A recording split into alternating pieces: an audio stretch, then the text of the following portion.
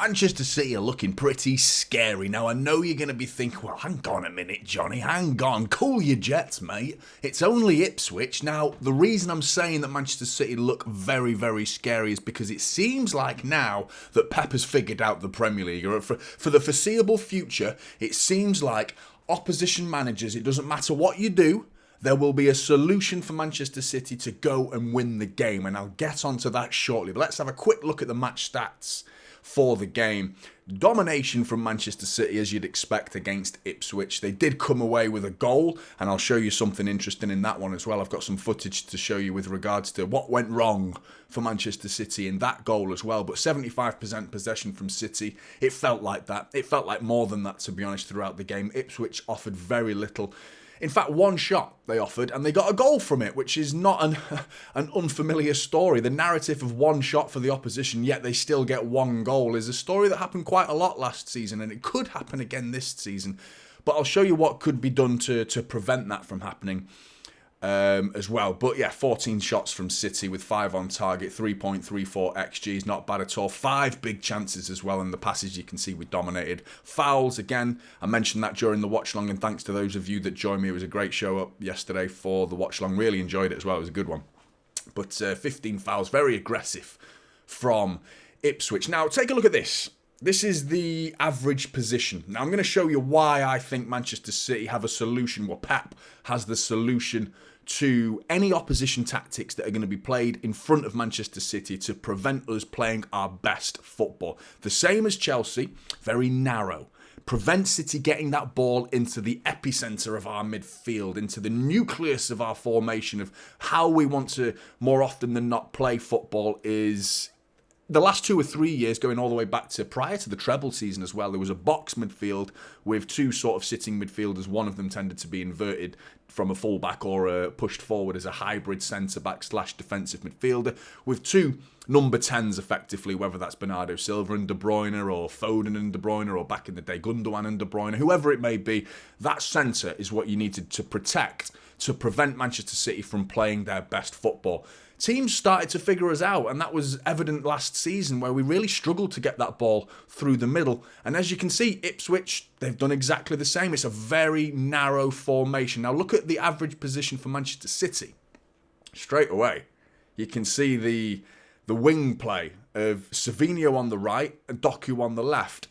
Now, I think they could be even wider had they played in their natural sides, where Savinho being left-footed on the left and Doku being right-footed on the right. I think you can have even more width, which is actually, that's quite not as wide as I was expecting it to be, considering how the game played out. But the danger that we showed going down the sides of Ipswich yesterday with Savinho getting the penalty, pressing the goalkeeper as well, Doku, numerous chances, very unlucky not to come away with a couple of assists yesterday, getting that ball into dangerous areas for Erling Haaland. It never amounted anything to Doku, but he was a constant threat down that left side. Now, if you overlay those 2 average positions, you can see already the danger is there. It's evidently there that all of the City players are covered.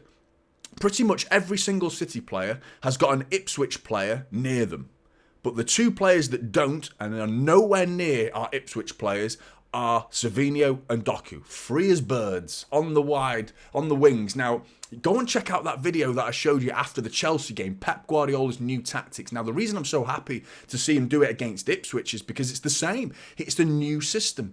So we've seen De Bruyne pushing out wide as well. We've seen Bernardo Silva and Rico Lewis hugging the touchlines, trying to stretch the opposition, trying to pull them open so we can get that ball into the middle. Now, if you choose not to bite and get involved and fall for the trap that City are trying to set by stretching this opposition, then we'll just get that ball to Savinho and to Doku by playing it wide and into that space that you're allowing Manchester City to have. And now, instead of Jack Grealish and Bernardo Silva as wingers who have a tendency to come inside anyway, which benefits the narrow system of opposition teams, we've got players who naturally want to play wide and beat their fullbacks in one-on-one situations.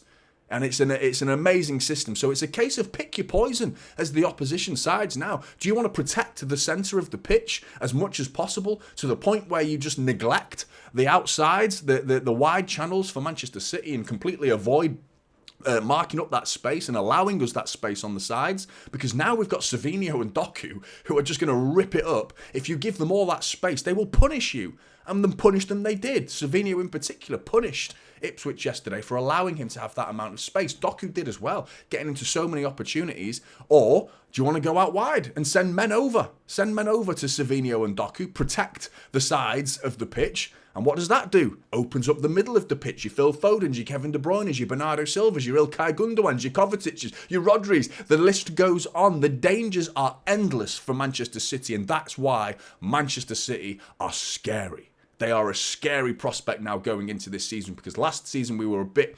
one-dimensional with Gvardiol offering the width and Walker offering the width. The plan was there, the players weren't. That was the issue for Pep Guardiola last season. Now he signed Savinho. Doku seems to be back to full fitness because he was in and out of the squad last season with injuries as well. It's an exciting time for City because we've got some serious options now. And like I said, pick your poison, opposition managers. Fascinating stuff, and I can't wait to see what the opposition side come up with to try and stop Manchester City now. But let's have a look at the player ratings. Ederson conceded 1 goal as well. I've given him a 6.5. Could he have done better with that goal? I'm going to get onto the goal as well in a minute, and I'll show you some footage which is interesting to say that I don't quite think... I mean, Ederson in that situation, in a one-on-one situation, yeah, I think people are looking at Ortega and going, Ortega would have saved that. I mean, hindsight's a wonderful thing, and it's very easy to say that, but I'm not sure. But the point being is the chance shouldn't have come to be on the pitch to begin with. That chance should never have happened, and Ederson shouldn't have been put in a position to make a one-on-one save. The outfield players are more at fault for that situation even happening, and I'll show you why in a minute. But other than that, he made no goalkeeping contributions because he had nothing to do all game apart from pick the ball out of his net once. So I've given him a 6.5. Right, Rico Lewis, I've started with him because he was involved quite a bit with the goal. I was quite critical of the watch-long yesterday, but there's a bit of play that happened before that I haven't really highlighted, but I'll quickly show you the Rico Lewis stats here. 1 interception, a clearance, a big chance missed as well at the other end of the pitch. I've given him a 7 because he showed lots of intelligent runs in an attacking sense, getting inside the full-back and the centre-back really well yesterday, Rico Lewis, and he was just a bundle of energy throughout that pitch yesterday. And I mean, he's got one of the difficult roles, the most difficult role in our side in this system, inverting from right back into defensive midfield and then into right side of the diamond in central midfield as well, which is, it's a difficult role and requires intelligence. It requires know-how, footballing intelligence to position yourself, as well as energy. And he's got all that in abundance. And I think there's a little couple of moments if he had a bit more composure in the box, certainly should have got himself a goal. I thought he was a bit sloppy with the offside, trying to play Szmodics offside. I thought that was a decision that was a little bit immature, let's say. But prior to that, there was a mistake. Now, I've given him a 7 out of 10. But let's have a look at what happened with the goal here. Just quickly going to show you what happened. Now, this is the freeze frame I'm showing you here because the issue actually here is actually Kovacic, which you might not say. There's Gvardiol over there who's got the ball. He's about to try and lay that ball into, I think it's Haaland or De Bruyne, who he tries to pass.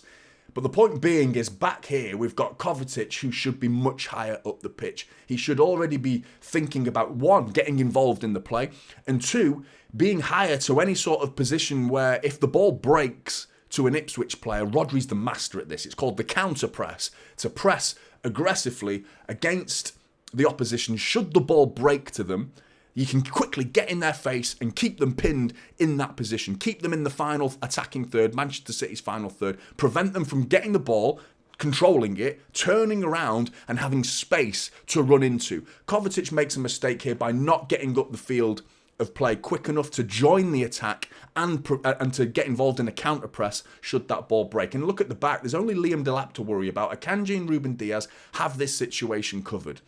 There's no reason for Kovacic to be that deep in that situation. Kovacic, by the way, played fantastic throughout this game. This was one mistake in the game, and it cost us a goal, and it shows the importance of one little error, one little lapse in concentration can be costly at this level. But roll the play on a little bit. You can see that ball gone into De Bruyne. Straight away, you can see the gap, again, between Kovacic. At this point, now he's seen enough play. He should be sprinting forward a little bit. So let's keep that ball rolling on. Now, this point, the problem's been passed on to Rico Lewis. Kovacic should have been in the face of Amari Hutchinson before that counter-attack even happened to prevent it from happening. If you watch the move taking place before that, Rico's constantly checking over his shoulder, looking at the run of Szmodics, who Rico's aware of him. He knows he's there. He's got to stay with the run. Because he doesn't time the stopping of the line to try and get him in an offside position. It doesn't work. It is horrible, to be honest. It's a bit of poor defending from Rico there. He's got to go with the runner for me in that situation. And as the play rolls on, once he goes through on goal, you know the rest is history, and it's 1-0 Ipswich. But small little details is what we're talking about here from Manchester City, and it cost us a goal. We go 1-0 down, but after that, we just dominated, didn't we? We just completely dominated. Let's have a look at Ruben Dias's stats. I've given him a 7.5, solid as a rock, very little defending to do. 3 interceptions is really good from Ruben Dias. He was equally solid against Chelsea. Had a little bit more to do against Chelsea with Nicholas Jackson and Nkunku. Cole Palmer occasionally offering a threat. Liam Delap was quite physical. Ruben Dias dealt with him. He bossed him, to be honest. And it was a really solid performance at the back from Ruben. Same again with Gvardiol. Spoiler alert, I've given 7.5 to the back 3 of Gvardiol, Dias and Akanji. I thought all 3 were really, really good. Solid.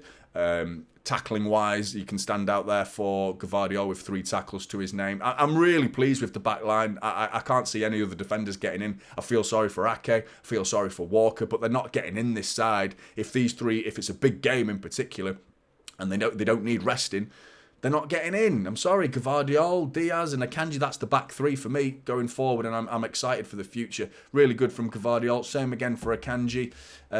Quiet game for them defensively, not too much to do, a tackle and a clearance, a couple of clearances to his name, but they were solid. They won their duels more often than not, and they were heavily involved in the build-up play as well. All 3 distribution was really, really good, with all 3 getting a well over 90%. Ruben Dias actually got 99% looking back at that. Akanji with 95% passing accuracy, so really good at the back line from Manchester City. Kovacic, now I've given him a 7. He actually played well for me. Now I'm talking about that one mistake, cost us a goal. Outside of that, Kovacic was really good. He came off in the 50th minute. You hope it's not too serious. But like I said, 50 minutes of almost near perfect football, but the one big mistake he made was not getting high enough, a little bit of rustiness, and let's call it, I don't know what to call it really, it was just a lapse in concentration from Kovacic to not get up the pitch quick enough. But he won 6 out of 7 ground duels, he dribbled 3 times and successfully dribbled all 3 times. His passing accuracy's solid, 90%, can't ask for much better from a midfield there. Good, it was really good, came off in the 50th minute, you just hope it's not too serious, because I mean against Chelsea, Community Shield, in the 50 minutes against Ipswich, he was good. 7 out of 10 for Kovacic. John Stones, he comes on. It's good to know that we can play him in that role again. Pep clearly trusts John Stones to play in that defensive midfield role. I think it was the right decision to bring him on. I think we were all kind of hoping he'd bring on Gundogan for the final 40 minutes of that second half. But I think with us being 3-1 up, a defensive-minded player makes more sense to look after the game. Game management is more important at this situation. I know sentimentally we'd all like to see Gundogan come on a little bit earlier, but we need to protect that back 3 with somebody, you know. So John Stones is the ideal candidate for that. And he did a good job. Defensively, tackle to his name, an interception, 2 clearances as well. He won the one only the ground duel. He did all right. You know, I'm talking about 40 minutes of football here, so can't give him much higher than a 6.5, but he did well. He did all right. Nothing wrong from John Stones. Gundogan, a little bit generous, to be honest, to give him a 0.5 there. A little bit sentimental value is that 0.5, because he didn't really do anything when he came on. But the reception that he received coming onto the pitch was fantastic, and Justice absolutely deserves that. Do you know what I mean? The guy's a legend at Manchester City, and it's so good to see him back, isn't it? It's so good, and I'm looking forward to seeing how many minutes he gets as well this season, because I think that was a little glimpse that we saw 19 minutes of football I'm talking about. So that 0.5 is just because he's back, but really it should be a 6. Really, let's be honest. But he did all right. Gundogan. So yeah, I'm looking forward to the future with Ilkay in the midfield of Manchester City. De Bruyne, sensational. I thought he looked back to his best against Chelsea. I was hoping it wasn't a one-off. I thought he looked really good yesterday. He was pulling strings all over that pitch. Got himself a goal, got himself an assist, and what an assist it was. The finish was simple enough. Savinho did all the work in that situation, winning the ball back off Szmodics. But he's got to find the net. He passes it into an empty net. You know, simple stuff. But there was nothing simple about that assist. Whipping it from the halfway line in that left wing position we saw him take up against Chelsea. So those tactics coming into play once again, this new system. De Bruyne going out wide, stretching Ipswich and creating channels, and he fed that ball into Erling Haaland. enough to dangle the carrot, to bring out Muric out of his goal. Haaland goes round him, and what a finish it was from Haaland. But fantastic numbers from Kevin De Bruyne. 2 big chances created outside of the assist and the goal that he scored as well. Really good. 22 times he lost the ball, but that's typical Kevin De Bruyne. You're going to get used to that because he's a high-risk, high-reward type of player. 9 out of 10. Bernardo, quiet. Didn't have much to do in this game. He just did the simple things well. I don't think there's anything really glamorous to his performance yesterday. No goals or assists to speak of. He was solid. He was all right. Just kept the ball ticking. Very, very simple performance from Bernardo Silva, which is a usual, typical, understated performance from Bernardo Silva, where he quietly just goes about his business and gets the job done in midfield. I can't really give him more than a 7 because there wasn't anything that, out there to speak about. But he was solid, no mistakes, simple stuff from Bernardo. High energy as well. I thought very good performance. 7 out of 10. Jeremy Doku, 7.5 for me. Unlucky not to come away with an assist. He's got a big chance created to his name as well. 2 key passes as well. He was a threat. He was a dangerous threat. And his end product looked a level above what it was against Chelsea. Still need more of a better end product from Jeremy Doku. Still want him to go up another level to really refine that end product. But it was better than it was against Chelsea, I thought. Hence the big chance created. He was unlucky, like I said, not to get himself an assist, but he was a constant thorn in the side of Ipswich throughout that game against Axel Tuanzebe. And Ben Johnson trying to get back and double up against Doku. It didn't work. He was running rings around them at times. Very threatening in the first half. He was quiet in the second half though, Doku, but still good performance from him.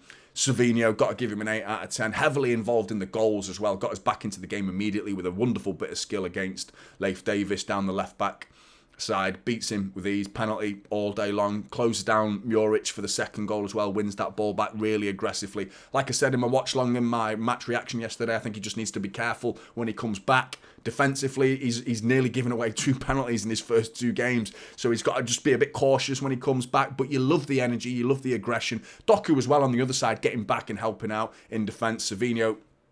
These 2 wingers we've got now are going to be problems for oppositions. They've got to figure us out. Like I said, pick your poison. You're going to look after Doku and Savinho and free up Kevin De Bruyne or Phil Foden and Bernardo Silva. Fine. We'll go through the middle of you. Or do you want to mark up, block up, plug up the middle of the pitch and allow these guys to rip it up down the wings? You've got a problem. Opposition sides have got a problem right now. And Pep Guardiola, he must be rubbing his hands together. 71 minutes played, 1 touch per minute from Savinho, a valuable contribution to the game. Not as many dribbles as I was expecting, to be honest. I thought I'd see a bit more, but you can see that Brazilian aggressiveness there. Same as Doku on the other side, who loves getting stuck in. 7 ground duels, 1 out of 9. Really good from Savinho, and he's looking absolutely class, isn't he? I can't wait to see what he brings for the rest of the season. 8 out of 10. Jack Grealish, giving him a 6 out of 10. A quiet performance, came on. 19 minutes of football, didn't have much to do. He got himself a tackle. He got himself a shot as well. 2 ground duels, he won both. He did all right. He's not going to... It's a difficult act to follow Jeremy Doku and Savinho because they're very scintillating, eye-catching footballers, whereas Jack Grealish is a bit more slow and methodical. Not slow in his speed, just slow in his approach, if that makes sense. A little bit more pragmatic. So, I think people have to get used to Jack Grealish. Is going to be a different approach to the games. And I don't think this is the end for Jack Grealish. I still think there is a potential future, but it does hinge heavily on the amount of minutes he gets going into, let's say, the second half of the season. If Jack Grealish hasn't got the minutes that he wants, I wouldn't be surprised if Jack Grealish starts nudging his agent, maybe suggesting like, if I'm not going to play here and I'm going to spend a lot of time, because he didn't make it into the England squad as well, don't forget, so he's still got plenty of prime years ahead of him, Jack Grealish, and if he's not getting an England squad, a player of his quality will be knocking on his agent's door and on Pep's door saying, am I playing or not? Because if he's not, I imagine he's going to want to leave come summer, but hope full well he's going to be committed to the cause for this season at least. But yeah, I'm going to be interested to see how many minutes he gets, but 6 out of 10 for me. Finally, Erling Haaland, 9.5, man of the match performance, takes his chances with absolute sublime accuracy and aplomb. Like, what a quality finisher he is. He's lethal, isn't he? The numbers speak volumes. 7 shots, 4 of them on target. 3 of them end up in the back of the net. The third goal was absolutely sensational, just on the half turn, bang, doesn't even need to look, just drills it into that bottom corner. The second goal was so good as well, nodding it around Muric. The awareness of the defender that's coming in to lift it over him as he's outstretched, and the penalty as well, tucks it away really nicely. 70% passing accuracy. I'm pretty sure he got into like 34% against Chelsea, which was really low passing accuracy, so he's upped that as well. But he's back, first game at home, at the Etihad, at the Fortress, at the home of the champions, and he scored a hat-trick. He's got 4 goals to his name already.